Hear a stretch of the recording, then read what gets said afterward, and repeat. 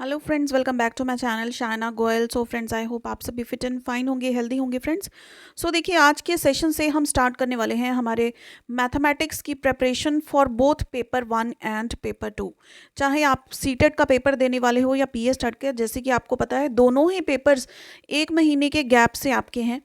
CTET का paper आपका 7 जुलाई को है, लेकिन पीएस टेट का पेपर आपका 26 मई को है। ठीक है, तो 1 महीने का गैप बीच में है, तो दोनों पेपरों के लिए आप एक ही टाइम पर प्रिपरेशन कर सकते हैं। सीटेट के लिए 1 मंथ आपको एक्स्ट्रा मिल जाएगा प्रिपेयर करने के लिए। So friends, before I start with the session, अगर आप मेरे चैनल पर नए हैं तो इसे सब्सक्राइब कर लें and click on the bell icon to get notifications of my latest uploads. So now let's begin with our session.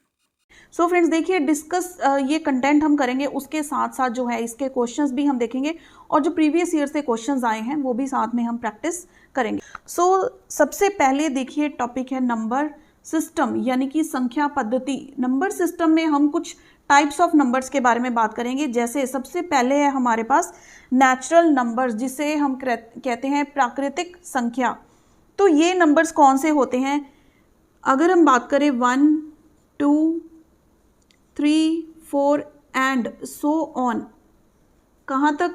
Infinity तक, जहाँ तक हम मेजर ही नहीं कर सकते। ये नंबर सारे कौन से हैं? ये हैं नेचुरल नंबर्स। ठीक है, एक चीज़ स्पेशल पॉइंट मैं साथ साथ में आपको किसी के बारे में भी होगा बताती जाऊंगी। तो देखिए, ये नंबर स्टार्ट कहाँ से होते हैं? 1 से। और क्वेश्चन आपको पेपर में किस तरह से आता है कि 0 क्या है? एक नेचुरल नंबर है।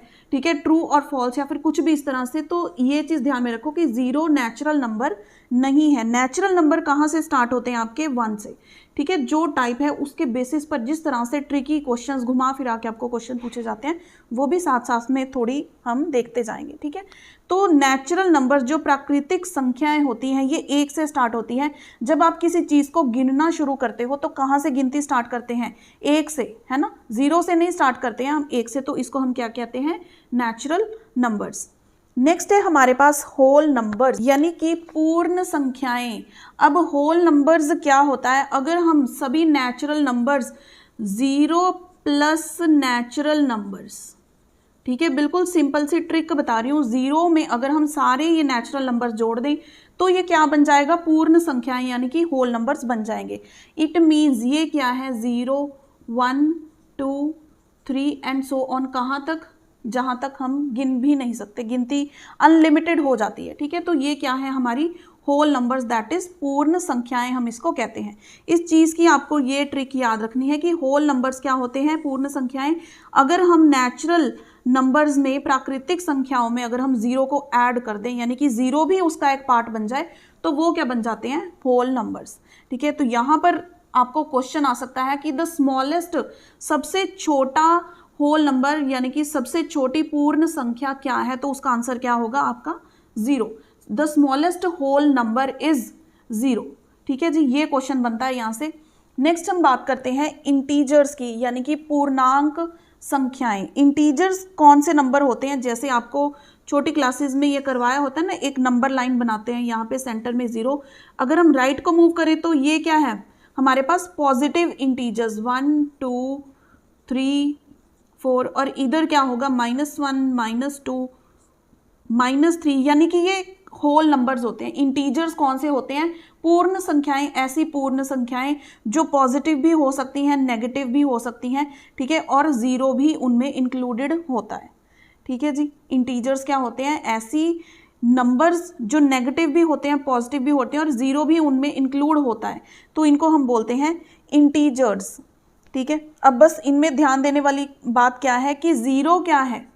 अगर आपसे पूछा जाए 0 इज अ पॉजिटिव इंटीजर और नेगेटिव इंटीजर, यानी कि 0 क्या है? एक पॉजिटिव पूर्णांक है या नेगेटिव वाला पूर्णांक है? तो इसका आंसर क्या है कि 0 ना ही तो पॉजिटिव है ना ही नेगेटिव इंटीजर है, ये सिंपली एक इंटीजर है।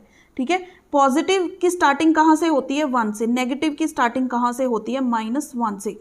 जैसे हम इधर को बढ़ते जाएंगे तो हमारे नंबर्स बड़े होते जाएंगे, ये चीज़ ध्यान में रखना। अगर हम राइट साइड को मूव करेंगे ना इधर को, तो हमारे नंबर्स जो हैं बड़े होते जाएंगे। अगर हम 0 से लेफ्ट साइड को, यानी कि माइनस की तरफ इधर को बढ़ेंगे लेफ्ट साइड को, तो हमारे जो नंबर्स हैं वो छोटे होते जाएंगे। जैसे देखो, अगर मैंने 2 लिख दिया 2 बड़ा है, लेकिन अगर इसके सामने माइनस का साइन लगा दिया, ये क्या बन गया, छोटा नंबर बन गया ना, -2। अब मैंने लिख दिया 2 क्या है, 3 से छोटा है, ये हमें पता है 2 3 से छोटा है। अगर मैं इसके सामने माइनस का साइन लगा दूं, -2 -3, तो क्या हो जाएगा, ये लेफ्ट साइड पे है या ये लेफ्ट साइड पे है, देखो -2 कहाँ है, इधर है, -3 इधर, इट मीन्स ये नंबर छोटा है। तो इसमें क्वेश्चंस कैसे देखने को मिलेंगे आपको कि आपसे पूछा जाएगा इन दोनों में से कौन सा छोटा है।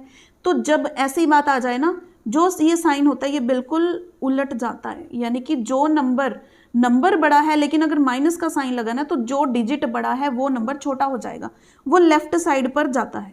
ये चीज़ ध्यान में रखने वाली है, नंबर लाइन को याद रखें।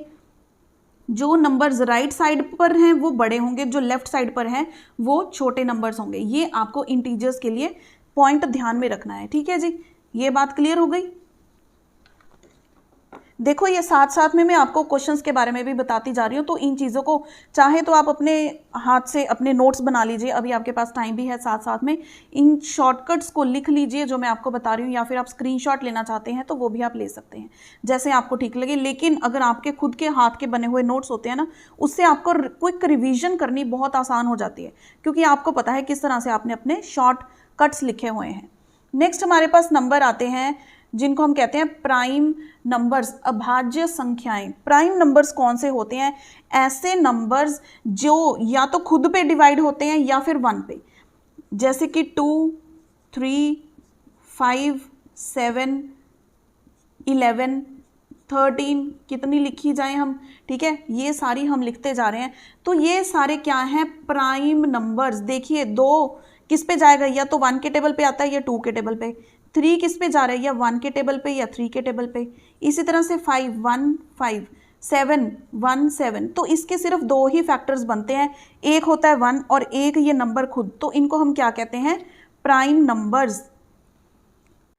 अब देखिए प्राइम नंबर्स यानी कि अभाज्य संख्याओं पर आपका सीधा साधा क्वेश्चन आता है कि अगर हम 1 से लेके 50 तक नंबर्स की बात करें तो उसमें कितने प्राइम नंबर्स आते हैं। तो ये चीज़ आप याद ही कर लो, ठीक है, बार बार नंबर्स काउंट करने की बजाय 1 से लेके 50 तक अगर आपके पास गिनती है, उसमें आपके पास 15 प्राइम नंबर्स यानी कि 15 अभाज्य संख्याएं होंगी। अगर हम 51 से लेके 100 की बात करें तो वो कितनी है, 10 आपके पास यहाँ पर प्राइम नंबर्स होंगे। और 1 से 100 तक कितने प्राइम नंबर्स हो गए, दोनों को जोड़ दीजिए, 25 आ गए हमारे पास, ठीक है। तो ये 3 जो नंबर्स है ना, ये आपको याद रखने हैं, क्योंकि इनके बेसिस पर आपको क्वेश्चंस आ जाते हैं, ठीक है। प्राइम नंबर्स यानी कि अभाज्य संख्याओं पर इस तरह से आपको क्वेश्चंस आ जाते हैं। आप चाहे तो इसको नोट कर लीजिए कि 1 से लेके 50 तक 15 प्राइम नंबर्स होते हैं, 51 से लेके 100 के बीच में 10 प्राइम नंबर्स होते हैं, और टोटल कितना हो गया, 1 से 100 के बीच में 25 प्राइम नंबर्स आपके पास होते हैं। क्योंकि कंपैरिजन पर क्वेश्चंस आते हैं कि इसमें ज़्यादा प्राइम नंबर्स होंगे या इनमें या ज़्यादा प्राइम नंबर्स होंगे। तो अगर आपको ये काउंटिंग पता होगी ना, तो आपको अलग अलग प्राइम नंबर्स काउंट करने की ज़रूरत नहीं है, ठीक है। 4 पॉइंट तक हमारा क्लियर हो गया। अब हम बढ़ते हैं हमारे कॉम्पोजिट नंबर्स की तरफ, यानी कि भाज्य संख्याएं। तो कॉम्पोजिट नंबर, भाज्य संख्याएं क्या होती हैं, अगर हम कोई भी नंबर जो 1 से बड़ा है, ठीक है, कोई नंबर जो ग्रेटर देन 1 हो और वो प्राइम नंबर यानी कि अभाज्य संख्या ना हो। जैसे कि हम बात करें स्मॉलेस्ट, सबसे छोटा भाज्य संख्या कौन सी होती है, स्मॉलेस्ट कॉम्पोजिट नंबर कौन सा होता है, वो होता है 4, फिर है 6, फिर है 8 9, ठीक है, एंड सो ऑन। इस तरह से ये चलता रहता है। देखो हमने 2 और 3 क्यों नहीं लिखा, क्योंकि स्मॉलेस्ट सबसे छोटा प्राइम नंबर कौन सा होता है, 2 होता है। 3 भी क्या है, हमारे पास प्राइम नंबर है, लेकिन हम 1 को ना तो कॉम्पोजिट में लेंगे ना ही प्राइम में लेंगे, ठीक है। तो क्या बन गया, 1 क्या है, ये ना ही तो प्राइम है और ना ही कॉम्पोजिट है। तो इस पर आपको क्वेश्चन किस तरह से आता है, ऐसा नीचे आपको कुछ नंबर्स दिए होंगे, वहां से आपसे पूछा जाएगा कि वो नंबर बताओ जो ना तो प्राइम है ना कॉम्पोजिट है, यानी कि जो अभाज्य संख्या भी नहीं है और भाज्य संख्या भी नहीं है। तो उसका आंसर क्या है आपका 1। 1 क्या है, is neither prime nor composite, ठीक है। ये इंपॉर्टेंट पॉइंट्स है, देखो साथ साथ में नोट करते जाओ, वरना बाद में ये चीजें आपके माइंड से निकल जाएंगी, ठीक है। अगर आप नोट्स बना रहे हो तो ये चीज़ें नोट करते जाओ, अदरवाइज स्क्रीनशॉट भी ले लो। बहुत इंपॉर्टेंट पॉइंट्स बता रही हूँ जो डायरेक्ट क्वेश्चंस बन के पेपर में आपको देखने को मिलते हैं, ठीक है जी। अब देखो हमारी कॉम्पोजिट ये सारी हो गई। उसके बाद आता है को प्राइम नंबर्स। को प्राइम जिसको हम कहते हैं सह अभाज्य संख्याएं। यानी कि जो प्राइम नंबर्स साथ साथ में होते हैं, जैसे जिनको हम बोलते हैं ना पेयर्स बना दो इनके, 2 3 3 5, ये क्या हो गए आपके को प्राइम सह अभाज्य संख्याएं, यानी कि दो प्राइम नंबर जो साथ साथ में है। जैसे हम 3 और 7 लिख दें तो ये गलत हो जाएगा।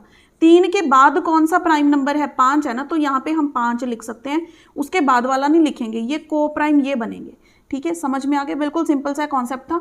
इसको आप ये लिख सकते हैं 5 7, ठीक है, 7 के बाद कौन सा है 7 11, ऐसे ये सारे क्या है को प्राइम यानी कि सह अभाज्य संख्याएं। नेक्स्ट हमारे पास है पॉइंट नंबर 7 में even numbers and odd numbers. देखो सम संख्याएं कौन सी होती हैं जिनको हम 2 पे डिवाइड कर सकते हैं, 2 पे डिवाइड कर सकते हैं, 2 4 6 8 10 एंड सो ऑन। ये कौन सी हैं आपकी सम संख्याएं, even numbers which are divisible by 2। और ऑड नंबर्स कौन से होते हैं 1 3। इवन नंबर्स को छोड़ दो, सम संख्याएं को छोड़ दे अगर हम, तो बाकी सारे जो नंबर्स बचे हमारे पास वो क्या हैं, हमारे विषम संख्याएं यानी कि ऑड नंबर्स। ठीक है जी। अब इनमें एक स्पेशल चीज है कि अगर आप कोई भी 2 इवन नंबर्स को ऐड करोगे ना, जैसे इवन प्लस इवन, तो आंसर क्या आएगा आपका इवन आएगा। ये स्टार मार्क कर लो, हर चीज का इंपॉर्टेंट पॉइंट बता रही हूं आपको कि 2 अगर आप सम संख्याओं को जोड़ेंगे तो आपका जो आंसर आएगा ना वो भी सम संख्या आएगी। लेकिन अगर हम ऑड की बात करें तो अगर आप 2 ऑड नंबर्स को जोड़ोगे, अगर आप 2 विषम संख्याएं को जोड़ोगे तो उसका आंसर ऑड नहीं आएगा, ये भी क्या आएगा एक सम संख्या आएगी, इवन नंबर आएगा। करके देख लो, चाहे 1 और 3 को जोड़ो, कितना आ गया हमारे पास 4 आ गया। 5 और 7 को, 7 और 9 को जोड़ लो, 9 प्लस 7 कर दिया हमने, कितना आ गया 16। देखो क्या हुआ, ये 2 ऑड नंबर्स को जोड़ोगे तो भी इवन आएगा, 2 इवन नंबर्स को जोड़ोगे तो भी क्या आएगा इवन नंबर आएगा। डायरेक्ट क्वेश्चंस आए हुए हैं इस तरह से। ठीक है, आपको स्टेटमेंट लिखी होगी कि when we add 2 numbers the number we get is even odd, या फिर कुछ भी और 2 ऑप्शंस आपको दे देंगे, none of the above, all of the above, कुछ भी दे सकते हैं। ठीक है, तो आपको पता होना चाहिए ये चीज। ये पॉइंट क्लियर हुए, आगे देखते हैं। नेक्स्ट देखिए हमारे पास क्या है नंबर 9 पे, रैशनल नंबर्स यानी कि परिमेय संख्याएं। और रैशनल नंबर्स क्या होते हैं, कोई भी अगर नंबर को हम p बाय q की फॉर्म में लिख सके, ठीक है, p बटा q की फॉर्म में लिख सके, और p क्या है यहाँ पर, p और q दोनों क्या है एक होल नंबर्स हों। ठीक है, जैसे कि 3 बटा 5, 3/5 हमने लिख दिया। 3 भी क्या है एक पूर्ण संख्या है, 5 भी क्या है एक पूर्ण संख्या है। एक कंडीशन तो ये हो गई, दूसरी क्या है कि जो q की वैल्यू है ना, q should not be equal to 0, q 0 के इक्वल नहीं होना चाहिए, वरना ये नंबर क्या बन जाएगा इन्फिनिटी बन जाएगा। अगर हम डिनोमिनेटर में 0 रख देते हैं तो इसका आंसर क्या आ जाता है इन्फिनिटी। तो रैशनल नंबर्स क्या होते हैं जिनको हम रिप्रेजेंट कर सकते हैं, यानी कि इस तरह से लिख सकते हैं, लेकिन q 0 नहीं होना चाहिए, और p और q दोनों क्या हैं एक पूर्ण संख्याएं यानी कि होल नंबर्स होने चाहिए। ठीक है जी, इसकी एग्जांपल्स आप देख सकते हैं, जैसे ये है 3/5, 7/9, ठीक है, 8/11, कुछ भी ऐसे नंबर्स, ये क्या हैं आपके रैशनल नंबर्स। ठीक है जी बात। अब नेक्स्ट आता है हमारे पास इररैशनल नंबर्स। अब बिल्कुल इनके उल्ट क्या होते हैं, इररैशनल यानी कि अपरिमेय संख्याएं क्या होती हैं जिनको हम इस तरह से नहीं लिख सकते, p/q की फॉर्म में नहीं लिख सकते। ये ऐसे नंबर्स होते हैं जो अंडर रूट में होते हैं, जैसे √2, √3, √5, ठीक है, √7। यानी कि आप देखेंगे ना कि ये ऐसे नंबर्स होते हैं जो प्राइम होते हैं अंडर रूट के अंदर। ध्यान रखना, अंडर रूट के अंदर प्राइम नंबर्स होते हैं ये, और यहाँ पर एक स्पेशल नंबर इसमें ऐड होता है और वो है पाई। तो इस पर डायरेक्ट क्वेश्चन आता है कि पाई इज क्या है पाई। ठीक है, पाई की वैल्यू हमें पता है 22/7, तो ये क्या होता है 3.142। हम इसको अप्रॉक्सीमेट करके लिखते हैं, एग्जैक्ट वैल्यू नहीं होती ये, इसकी बिल्कुल सही वैल्यू नहीं होती। हम इसको क्या करते हैं, ठीक है, इसका क्या है, ये यथार्थ मान होता है, एग्जैक्ट वैल्यू नहीं होती। तो 22/7 भी क्या है एक इररैशनल नंबर यानी कि अपरिमेय संख्याएं ये वाली। ठीक है, तो ये चीज ध्यान में रखना। क्वेश्चन किस पे आता है आपको, पाई के ऊपर। पाई की वैल्यू क्या है, ये एक इर्रेशनल नंबर है या फिर रैशनल नंबर है, या फिर आपसे पूछेंगे कि ये एक कम्प्लेक्स नंबर है या फिर एक इंटीजर है, कुछ भी इस तरह से पूछ सकते हैं। तो आपका आंसर क्या होना चाहिए, नोट्स में ये चीज़ पे स्टार मार्क कर लो कि पाई क्या है, एक इर्रेशनल नंबर है। ठीक है, ये क्वेश्चन डायरेक्ट आपसे पूछा जाता है। क्लियर। अब देखिए रियल नंबर्स क्या है, रियल नंबर इन सभी का हेड है। हम बोलते हैं ना जो हेड होता है, सभी नंबर्स इसके नीचे नीचे आते हैं। एक पेरेंट नोड होती है, ये पेरेंट है, ठीक है, ग्रैंड पेरेंट है, फिर ये पेरेंट 1 पेरेंट 2, तो ये क्या है, यहाँ पे रियल नंबर आता है। ठीक है जी। अब ये तो मैंने थोड़ा सा ओवरव्यू बताया आपको। तो रियल नंबर क्या होता है, अगर हम इसको और इसको प्लस कर देना तो क्या बन जाएगा हमारे पास रियल नंबर, यानी कि सभी ऐसे नंबर्स जो रैशनल हों प्लस सभी वो नंबर्स जो इररेशनल हों वो क्या है, रियल, यानी कि वास्तविक संख्याएं। इनको वास्तविक क्यों कहते हैं, रियल नंबर्स, क्योंकि ये नंबर्स एक्चुअली एग्जिस्ट करते हैं, ये हैं एक्चुअली, ये नंबर्स ऐसे नहीं है कि हमारी कल्पना में है या फिर हम इनको इमेजिन कर रहे हैं, ये नंबर्स एक्चुअली हैं। ठीक है जी। और इनके अलावा क्या होते हैं, जैसे नॉन रियल नंबर्स जिनकी हम बात करें ना, आपको फिर समझ में आएगा, नॉन रियल जो वास्तविक अवास्तविक संख्याएं होती हैं जिनको हम बोलते हैं कम्प्लेक्स नंबर्स। आयोटा, ठीक है, आयोटा क्या होता है, कोई भी नंबर जो अंडर रूट में माइनस का हो उसको हम बोलते हैं आयोटा। ये नंबर्स एक्चुअली एग्जिस्ट नहीं करते, ये होते ही नहीं है नंबर्स, तो ये नॉन रियल होते हैं। ठीक है, रियल नंबर्स वो संख्याएं होती हैं जो असल में होते हैं। ये सारे नंबर्स आपको क्लियर हो गए। देखो इसके बाद हमारे पास दो और बहुत इंपॉर्टेंट कॉन्सेप्ट्स हैं जिस पर क्वेश्चन आपको डेफिनेटली देखने को मिलता है, वो है फेस वैल्यू यानी कि जातीय मान और प्लेस वैल्यू यानी कि स्थानीय मान।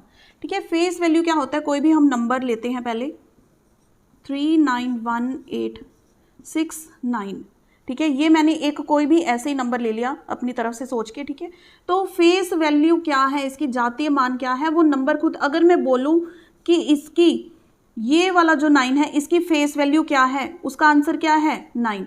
अगर मैं पूछूं इस नंबर का फेस वैल्यू यानी कि इस नंबर की जातीय मान क्या है, वो भी क्या है 9। अगर हम बोले प्लेस वैल्यू यानी कि स्थानीय मान होता है कि उसकी जगह क्या है, ये वाला 9 है ना, इसकी जो स्थानीय मान होगा वो क्या है 9। अब इससे कंफ्यूज नहीं होना, मैंने जानबूझ के ये बिल्कुल एंड में लिखा है ताकि आप कंफ्यूज ना हो। ये दोनों क्या है, इसकी फेस वैल्यूज। ठीक है, अब ये हम प्लेस वैल्यू यानी कि स्थानीय मान देख रहे हैं। तो अगर मैं ये वाले 9 की बात करूं तो इस 9 का जो प्लेस वैल्यू है वो क्या होगी, आपने ये 9 लिख देना है। उसके बाद देखो कितने डिजिट्स लिखे हुए हैं, 1 2 3 4 अंक हैं, तो आपने 4 zeros लगा देनी है, बस बिल्कुल सिंपल तरीका। प्लेस वैल्यू क्या होते हैं, उसकी जगह देखो और फिर वो नंबर के पीछे जितनी डिजिट्स हैं उतनी जीरो लगाओ। अब इस नंबर के पीछे हमने एक भी जीरो नहीं लगाई क्योंकि 9 लिख दिया हमने, ये नंबर एज इट इज लिख दिया, इसके बाद कोई नंबर ही नहीं था, तो इस नंबर की प्लेस वैल्यू क्या है, ये वाली है। अब देखिए इससे पहले जो हमने सारी 11 के 11 टाइप्स ऑफ नंबर्स डिस्कस किए हैं उसके क्वेश्चंस जो बनते हैं मैंने आपको साथ के साथ करवाए हैं। अब हम इन दोनों पे जो क्वेश्चंस बनते हैं ना वो अब अलग से देखते हैं। सो देखिए क्वेश्चन आप यहाँ पर देख पा रहे हैं, what is the difference in place value and face value of 7 in this number. हमारे पास एक नंबर दिया हुआ है 93751।